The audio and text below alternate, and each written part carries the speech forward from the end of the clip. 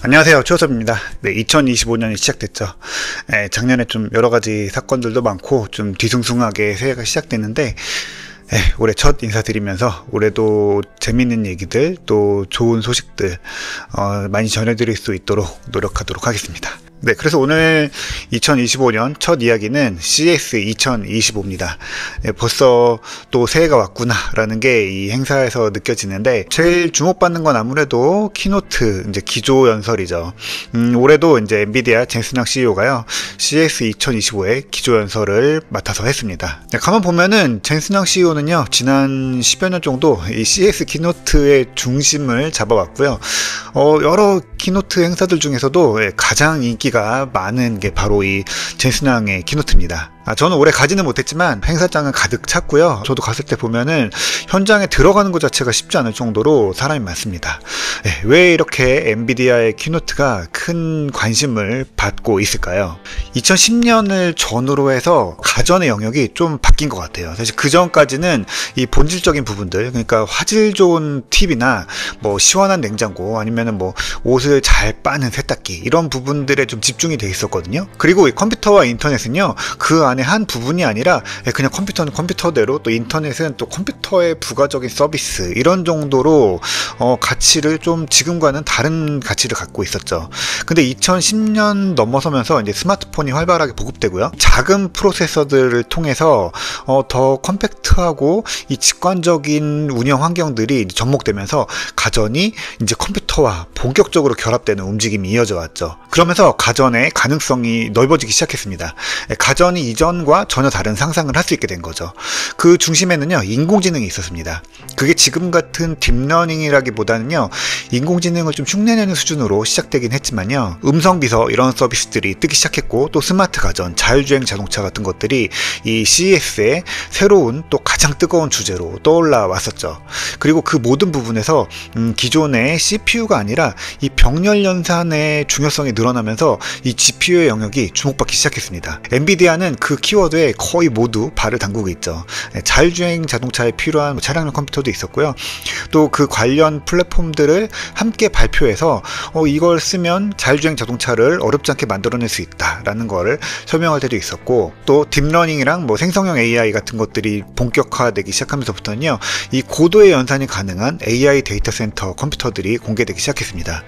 그리고 올해는 로봇에 대한 접근이 가장 눈에 띄었어요. 네, 물론 뭐 RTX 5090, 뭐 저는 사실 5070이 너무 잘 나와서 괜찮겠다라는 생각이 좀 들긴 하는데, 이런 PC에 대한 부분들이 아니라 사실은 지금 전 세계가 엔비디아에 주목하고 있는 거는 AI 컴퓨터, 그리고 그 컴퓨터로 앞으로 인공지능의 어떤 흐름이 올 것인가, 이걸 판단하는 게 CES에 모인 사람들 모두의 관심거리죠. 그래서 그 게이밍 GPU 얘기는 나중에 하기로 하고, 로봇에 대해서 오늘은 좀 집중적으로 이야기해 보려고 합니다. 여기서 얘기하는 로봇은요, 뭐 만화 영화에 나오는 그런 로봇이나 뭐 이렇게 이족보행을 하는 그런 사람을 닮은 로봇이라기보다는요, 좀 넓은 의미의 산업 환경의 로봇이죠. 원래도 엔비디아는요, 이 옴니버스라는 플랫폼 통해서요, 이 산업 현장을 컴퓨터 안의 가상 공간으로 그려내고 산업 현장을 더 좋게 만들 수 있는 그런 서비스들을 몇 년 전부터 해왔죠. 이런 걸 뭐 디지털 트윈이라고 부르기도 하죠. 엔비디아는요, 공간을 읽어내는 동시에 그 GPU의 강력한 힘으로 디지털 트윈을 아주 보기 좋게 시각화하는 능력을 보여주기도 했었어요. 그런데 그거를 이제 완전히 3D로 확장을 하고, 또 이거를 AI 또 로봇의 학습 트레이닝 환경과 접목시키는 새로운 플랫폼을 공개합니다. 바로 코스모스 플랫폼입니다. 코스모스의 핵심은 학습에 있어요. 이 산업 현장의 로봇은요, 기본적으로 안전 문제를 떠안고 있죠. 그리고 그 다음으로는 결과물에 대한 확실한 신뢰도, 이런 중요한 과제들을 갖고 있어요. 그래서 안전하고 또 시키는 일을 잘할 수 있다라는 거를 계속해서 증명해야 됩니다. 그리고 그 믿음을 높이려면요, 결국에 더 많은 학습 데이터를 통해서 이 로봇들을 계속 잘 가르쳐야 되는 거죠. 자, 근데 이 학습이 굉장히 쉽지가 않습니다. 이 로봇의 학습이라는 건요, 실제 결과가 물리적으로 나오게 되거든요. 그게 잘된 건 잘했다고 칭찬하지만 잘못하는 부분, 잘못한 상황이 벌어지면 그거는 대부분 사고로 일어납니다. 예를 들어서 생성형 AI에 강아지를 그려라 라고 했는데 고양이를 그렸어요. 그러면은 별 문제가 없죠. 이거는 강아지가 아니라 고양이니까 다시 그려, 이렇게 그려야 돼 라고 학습을 시키면 하면 되거든요. 근데 로봇 같은 경우에는 이렇게 움직여야 되는데 이렇게 움직여서 옆에 있는 뭐 물건을 부수거나 뭐 이걸 들어서 옮겨야 되는데 들어서 엉뚱한 데다가 놔서 떨어뜨려서 깨지거나 아니면 잘못 움직여서 주변에 뭐 사람이 다치거나 이럴 수도 있는 거죠. 그래서 보통 로봇 학습은 좀 안전한 환경에서 쉬운 걸 시키죠. 그래서 뭐 빨간 공을 집어서 저기다 놔라, 뭐 노란 큐브를 들어서 저쪽에다가 또 옮겨놔라, 뭐 이런 식으로 그걸 반복해서 학습하는 경우들이 많은데, 산업 현장에 들어갔을 때는 그 결과가 그대로 원하는 대로 작동될까요? 그게 사실은 쉽지 않은 일이에요. 그래서 엔비디아는요, 이거를 물리적 AI, 뭐 피지컬 AI라고 부르는데, 엔비디아는 이걸 안전한 환경에서 만들어진 이 데이터, 그리고 그걸로 학습된 로봇은 막 학교를 졸업한 학생과 같고요, 또 실무는 또 다른 문제다라고 말을 합니다. 계속해서 현장 경험을 통한 훈련이 필요하죠. 이건 사람이랑 마찬가지예요. 그래서 이 코스모스는요, 디지털 환경 안에 실제와 똑같은 그런 환경을 구축하고요, 그 안에서 실제와 똑같은 학습을 이어갑니다. 그리고 텍스트, 이미지, 비디오 같은 걸 다 입력받아서 그걸 정말 가상 환경에 만들어내서 학습을 계속 이어가는 거예요. 그래서 첫 버전에는 12가지 이상의 확산, 또 자기회기 모델을 넣어서요, 실제 환경처럼 이게 좀 다소 위험한 환경에 대해서 학습하고 또 그걸 스스로 다시 학습하는 재학습이 일어나는 모델을 만들어낸 거예요. 그래서 여기 비디오를 넣어도 되고요, 언어 모델로 특정 상황을 제한해도 됩니다. 디지털 환경이기 때문에 어떤 상상도 가능하게 되는 거죠. 위험하지 않은 거예요. 이걸 내부적으로 지속적으로 반복하면요, 부담은 덜면서도 아주 높은 수준으로 로봇을 학습시킬 수 있는 거죠. 실제 우리 세상에서 일어날 수 있는 좀 위험한 상황들을 가상환경에서 로봇이 마음껏 사고치고, 그걸 또 마음껏 지적해서 절대 실제 현장에서 절대 그 실수를 반복하지 않도록 가르치는 거예요. 그런데 여기서 제가 좀 놀랐던 부분은요, 엔비디아가 로봇을 바라보는 시각이랑 자율주행 차량을 바라보는 시각이 같다는 점이에요. 이 학습 모델을 자율주행 차량에 접목할 수도 있다는 거예요. 이게 보면서 좀 소름이 돋았는데, 생각해보면은 자율주행 차량도요, 미리 뭘 하라는 거 하지 말라는 거 위주로 학습을 하고 있긴 한데, 실제 사고 상황에 대해서 어떻게 하면 사고가 나고 이런 사고가 일어난다라는 것들을 다양하게 학습하기 어렵거든요. 그걸 가상공간에서 많이 학습시키면 그만큼 더 안전하게 실제 자동차들이 움직일 수 있겠죠. 그리고 또 어떤 새로운 거 하나를 학습시키려고 할 때도 그 안에 데이터들을 다 찾아서 만들어서 넣는 것들이 굉장히 어렵고 오래 걸리는 일입니다. 그게 사실 다 돈이잖아요. 예를 들면은 뭐 긴급 출동 차량을 도로에서 마주했을 때 어떻게 행동해야 될지 이걸 학습한다고 생각해 보세요. 그러면 일단 가장 중요한 거는 어떤 게 긴급 출동 차량인지 알아야 되겠죠. 그리고 또 이 긴급 출동 차량이 소방차, 경찰차, 뭐 구급차, 뭐 되게 많은데 그게 또 나라마다 다 다르잖아요.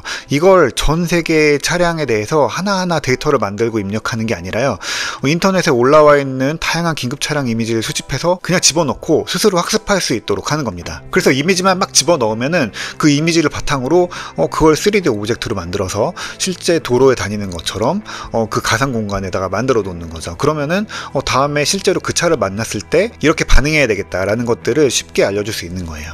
이런 걸로 뭐 야생동물을 가르치는 것도 가능하죠. 야생동물 종류 너무 많고 움직임이 다 다른데 그런 것들을 하나하나 학습시키는 게 아니라 있는 데이터들을 쉽게 다 가상 공간에 넣어서 실제 테스트하는 것처럼 학습을 할 수 있게 되는 거예요. 그러니까 코스모스의 가상 세계 안에 뭐든지 만들어낼 수 있다라고 보면 됩니다. 일종의 3D 이미지를 만들어내는 생성형 AI, 그리고 그걸 운영할 수 있는 가상 환경이라고 볼 수 있는 거죠. 어떻게 보면 이게 더 메타버스에 가까운 이미지인 것 같기도 해요. 그래서 그 안에서 온갖 시나리오를 다 만들어 볼 수 있습니다. 그래서 이거를 닥터 스트레인지랑 비교해서 이야기해 볼 수 있을 것 같은데, 어떤 상황에 닥쳤을 때 어떻게 대응할지에 대한 가능성을 다 경험해보고 거기서 최적의 답들을, 그 시나리오들을 다 가질 수 있도록 학습시키는 과정이라고 보면 됩니다. 근데 엔비디아가 왜 이런 걸 내놨을까요? 저는 엔비디아가 이걸 잘할 수밖에 없다라고 생각이 되거든요. 멀티모달로 세상을 읽고 이걸 3D 이미지로 만드는 과정들은 요즘에 많이 이야기되는 생성형 AI죠. 이건 뭐 최근의 기술이고 당연하게도 GPU로 가장 잘할 수 있는 일입니다. 그리고 그거를 가상 공간에서 그럴싸한 이미지로 예쁘게 만들어내는 거, 그게 바로 원래 그래픽 카드로서의 GPU가 하는 역할이죠. 폴리곤이랑 텍스처를 그리고 광원을 보여주는 레이트레이싱까지 더해서 실제로 그 현실과 비슷한 3D 환경을 만들어내는 거예요. 그리고 마지막으로 중요한 게, 이렇게 만들어낸 애들이 실제처럼 움직여야 되잖아요. 그건 또 바로 엔비디아가 거의 20년을 파온 피직스라는 게 또 있죠. 사물이 어떻게 움직일지에 대한 이 물리 연산만 따로 처리하는 엔진입니다. 그래서 누가 이걸 어떻게 얘기하지 않아도 이렇게 생긴 물건이 이런 소재로 이런 무게를 갖고 있고 이런 크기를 갖고 있으면 어떻게 움직일 거다라는 것들을 이 피직스가 모두 다 알고 있어요. 이것도 게임에서 넘어온 거잖아요. 게임은 결국에 세상을 이 가상 공간에 반영하는 거고요. 지난 수십 년 동안 그 3D 게임의 가장 큰 목표는 그 가상 세상이요, 실제 우리 세상과 가장 비슷하게 보이고 또 그렇게 움직이도록 하는 데 있었죠. 빛이 어떻게 반사되는지, 건물이 쓰러지면 어떻게 무너지는지, 총알이 어떻게 날아가고 폭탄이 터지면 그 주변이 어떻게 박살나는지, 그거를 게임 업계와 이 엔비디아, 이 그래픽 업계는 수없이 많이 연구해 왔단 말이에요. 그 게임 속 환경을요, 로봇의 학습 데이터로 만들어내는 게 지금의 단계라고 볼 수 있습니다. 그걸 멋있게 포장한 거죠. 사실은 그 안에 들어간 요소들은 게임에 굉장히 가까운 거예요. 그런데 엔비디아는 이걸 너무 잘 포장했고 또 너무나 완벽한 결과물을 만들어내서 그냥 툭 가볍게 던져내는 느낌이거든요. 그거에 대해서 우리 세상은 놀랄 수밖에 없죠. 이 기술이라는 게 그래요. 없던 거를 잘 만드는 것도 있지만 원래 잘하던 것들을 다른 산업 분야에 적절하게 손봐서 거기에 맞춰서 완성도를 높이는 데에서 그 가치가 만들어지는 거예요. 제가 엔비디아에 대해서 항상 얘기하는 부분이지만 이 하나하나 뜯어보면요, 엔비디아는 스스로 잘하는 게 뭔지 너무 잘 알고 있습니다. 그리고 그걸 바탕으로 이 인공지능 세상에 아주 능숙하게 들어오고 있어요. 거기다가 그 개념도 아주 단순하고 명료하게 잘 잡아가는 게 굉장히 놀랍습니다. 생각해보면요, 자율주행 차량도 결국에 운전을 하는 로봇의 일종이고 학습의 방법도 큰 맥락에서 보면 다르지 않잖아요. 그래서 이걸 통합하면 이 플랫폼은 더 큰 역할을 하면서도 단순하고 통일성을 갖게 되는 거죠. 또 모델들을 쓸 수 있는 영역도 더 넓어지는 거예요. 생각해보면요, 이 산업용 로봇과 자율주행 자동차 사이에는 꽤 거리감이 있잖아요. 그런데 그 사이에는 수많은 형태의 로봇들이 다 촘촘히 들어가 있겠죠. 그걸 다 묶어서 하나의 개념으로 만들어서 가르친다는 건요, 엄청난 일이라고 봅니다. 그리고 엔비디아는요, 이걸 처리하기 위한 적절한 컴퓨터를 같이 다 꺼내놓습니다. 이걸 사야 저걸 다 할 수 있어 라고 분명히 말이 되는 얘기인 거죠. 그래서 자동차에는 예전부터 내놨었죠. 그리고 산업 현장에는 이제 뭐 블랙웰 서버들이 이제 들어가겠죠. 그리고 여기에 또 개인이 현장에서 운영하고 뭐 학습시킬 수 있는 데스크톱 시스템을 공개합니다. GB10이라는 시스템인데요. 이게 아직은 프로젝트 단계지만요, 이게 사실 칩과 아키텍처에 대한 부분은 다 거의 다 나와 있는 상황이고, 이걸 안정적인 설계와 적절한 운영체제 환경으로 만드는 정도가 남았다고 봅니다. 이 GB10 컴퓨터에는요, 20개 코어가 들어가 있는 그레이스 CPU에다가요 128GB 통합 메모리, 그리고 블랙웰 GPU가 붙어서 1페타플롭스 AI를 처리합니다. 200빌리언짜리 파라미터 모델을요 가볍게 처리한다고 합니다. 그리고 기존에 DGX 기반으로 연구하던 사람들이라면요, 누구나 쉽게 활용할 수 있다고 해요. 로봇부터 자동차, 디지털 트윈, 그리고 이걸 아우르는 워크스테이션까지요, 뭔가 엔비디아의 그림은 잘 짜여져 있다라는 느낌을 줍니다. 그냥 시장에서 필요하다고 하는 칩만 딱 내놓고 끝내는 게 아니라요, 그걸 잘 쓸 수 있는 시스템 형태를 계속 만들어 내놓기 때문에요, 그 대안을 마련하기가 쉽지 않고요. 그래서 비싼 값에도 당장 필요하니까 엔비디아 시스템이 지속적으로 인기를 누릴 수밖에 없는 그런 구조가 만들어지고 있습니다. 사실 저는 컴퓨팅, 특히 반도체에 대한 부분은요, 늘 경쟁을 통해서 성장해 왔고요. 특히 AI처럼 새로 만들어지는 특수 분야는요, 그걸 전문으로 하는 새로운 칩이 나타나서 자리를 잡게 될 거다라고 생각하는 부분이 있거든요. 그래서 GPU는 과도기에 쓰이는 것이 아닌가라는 생각을 꽤 오랫동안 해왔어요. 그래서 엔비디아 인기가 과연 얼마나 오래 갈 수 있을까, 이런 걱정도 좀 있거든요.